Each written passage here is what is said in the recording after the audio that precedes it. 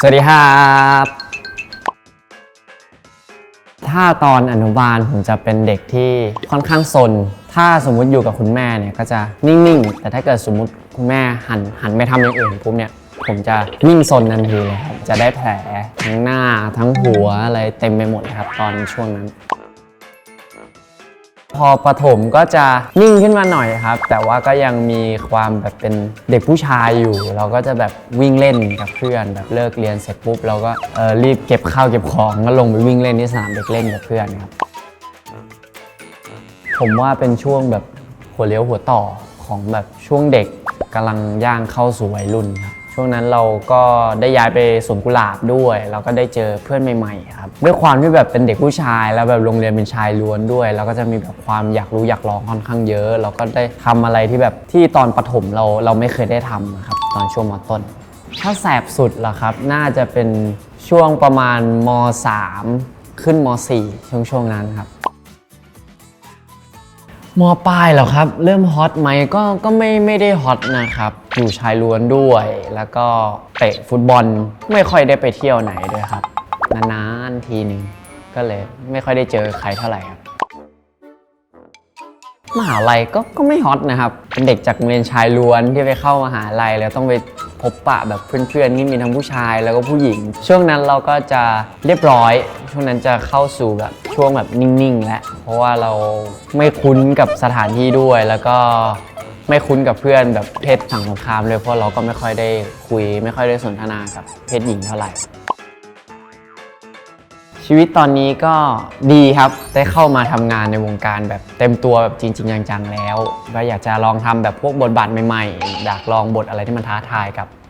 หน้าที่การงานเรามากยิ่งขึ้นด้วยแล้วก็พี่ๆผู้ใหญ่ที่ช่อง3หรือว่าพี่ๆนักแสดงอะไรทุกคนที่ช่อง3ก็คือต้อนรับผมดีมากเลยครับที่ผ่านมาเราก็จะมีเป็นคอนเสิร์ตกับ The Next Stage ไปครับเป็นคอนเสิร์ตเปิดตัวแอปพลิเคชัน3 plus กับการเปิดตัวของผมไปในตัวด้วยเลยครับ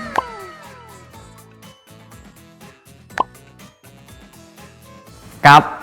เป็น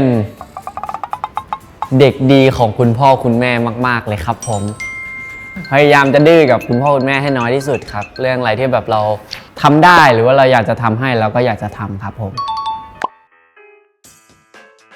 ตอนเด็กกับอยากเป็น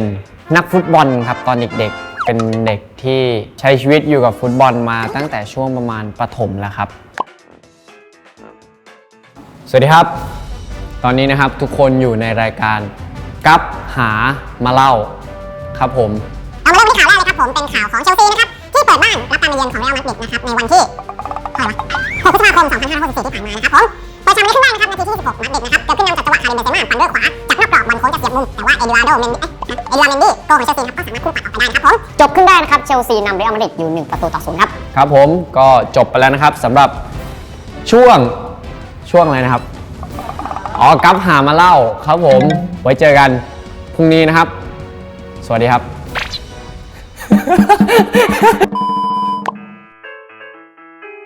กับชอบฟังเพลงฮิปฮอปครับผมอันนี้อาจจะมีอิทธิพลมาจากแบบกลุ่มเพื่อนผมด้วยเพราะว่าเวลาช่วงปี1ปี2เนี้ยเราไปทำงานที่ห้องเพื่อนเนี่ยเพื่อนเขาจะแบบเปิดแต่เพลงฮิปฮอปเราก็อยู่แต่แบบกับเพลงฮิปฮอปทั้งวันจนวันหนึ่งเราก็เพิ่งมารู้ตัวเองว่าเราชอบเพลงฮิปฮอปครับกับชอบดูฟุตบอลก็อย่างนั้นล่าสุดเชลซีแมนซีก็นั่งดูตั้งแต่เริ่มเตะยันจบเลยครับกับชอบอ่านอะไรเดียชอบอ่าน Twitter แล้วกันครับผม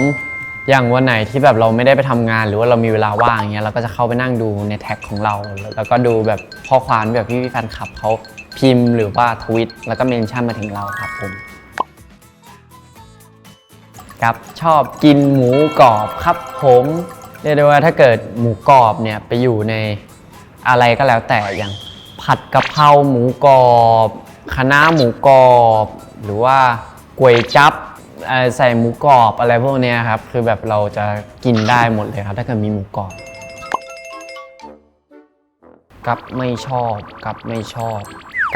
บคนไม่ดีแล้วกันนะผม การที่แบบเราทำงานมาแบบเหนื่อยๆอะไรอย่างเงี้ยแล้วถ้าเกิดเราต้องมาเจอแบบสภาพแวดล้อมที่แบบเป็นลบกับเราอีก เราก็จะยิ่งแบบเครียดยิ่งจะรู้สึกเบื่อมากยิ่งขึ้นครับผมครับชอบไปเที่ยวภูเขาครับผมที่ชอบภูเขาเพราะว่าผมเป็นคนที่ไม่อินกับทะเลครับผมชอบที่ที่มัน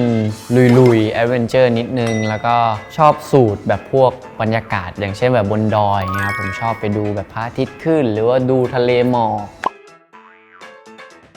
กับอยากบอกว่ากับคิดถึงทุกคนมากๆนะครับผมอาจจะด้วยช่วงนี้เราไม่ค่อยได้เจอกับพี่ๆแฟนคลับมากเท่าไหร่ด้วย แล้วก็เป็นห่วงทุกคนด้วยครับผมรักษาสุขภาพด้วยครับใครนะครับอยากติดตามว่าใน